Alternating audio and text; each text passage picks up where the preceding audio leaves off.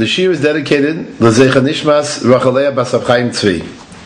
We are going to study, continuing in the Seder of Shir Hamaalot, Mizmor Kuf Chav Tes.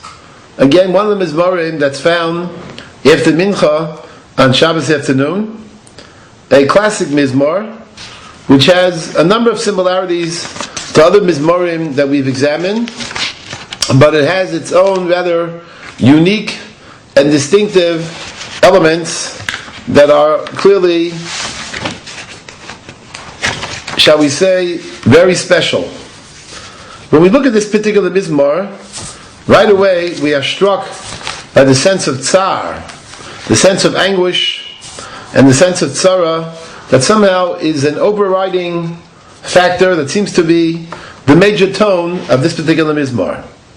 And unquestionably, this Mizmor has in it elements of other Mizmorim. When we examine the Mizmor from the very beginning, we see the sense of, shall we say, even being overwhelmed, and also a sense of despondency. However, what emerges from the Mizmor is ultimately that Netzach Yisrael lo yishaker, that despite what seems to be insurmountable odds, Klal Yisrael will maintain its integrity. Klal Yisrael will somehow continue, and we'll see in a moment when we examine the Mizmor, the nuts and bolts of it, and compare it to a number of other Mizmorim as well. The Mizmor begins, Shir Hamaalot, Rabas Tziraruni Minura Yom Al Yisrael. Klal Yisrael has been stressed, or they're in a state of stress, if you will. They've been distressed from the time that they were very young. The language, of course, of Rabas indicates it's been done exceedingly. Tziraruni, the lashon of tzorer. Tzorer, of course, refers to an enemy who's constantly attempting to sting us and constantly attempting to attack us. We're under assault in a very constant kind of way, and the Mizmor indicates that by the language of Rabas and by the language of Tziraruni.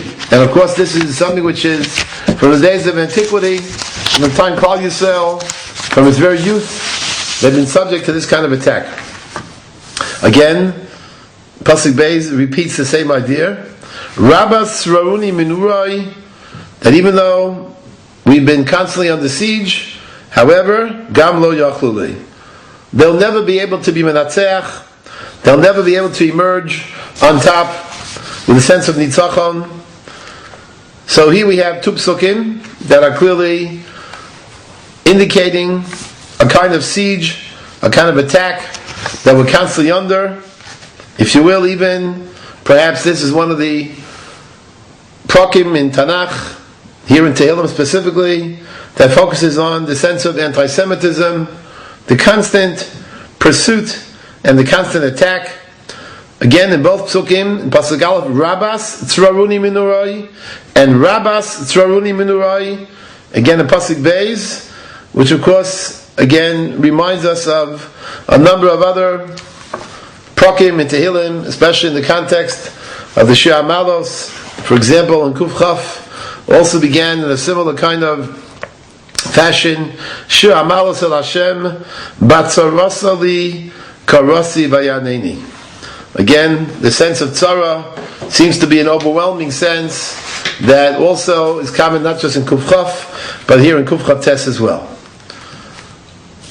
The Perek in Tehillim continues and reads, Al Gabi Charshu Charshim Hericho Leman Isam. That on my back, those that were involved in plowing in the act of Charisha, they went ahead and did their Charisha. The Charisha, of course, here refers to, as the Radak explains, the Sevel, the Perek, the unbelievable suffering and labor, and that which they attempted to impose upon us, as he writes, Mashal Lirov Hasivlos HaParech. And the Dinyon, or the mashal, if you will, to a plowman, Charshu Charshim Herichu Lemanisam, that they lengthen the furrow.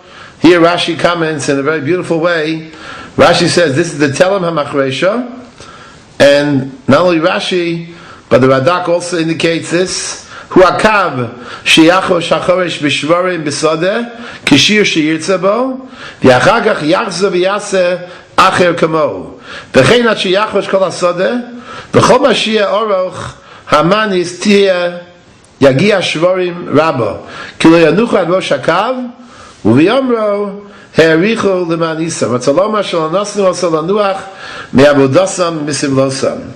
Now the Pharaoh is a line that the plowman plows with the shvarim, with the ox in the field, and of course after he goes the entire length, then once again he begins all over the second furrow, a third furrow, a fourth furrow, a fifth furrow, and obviously since the shvarim are not going to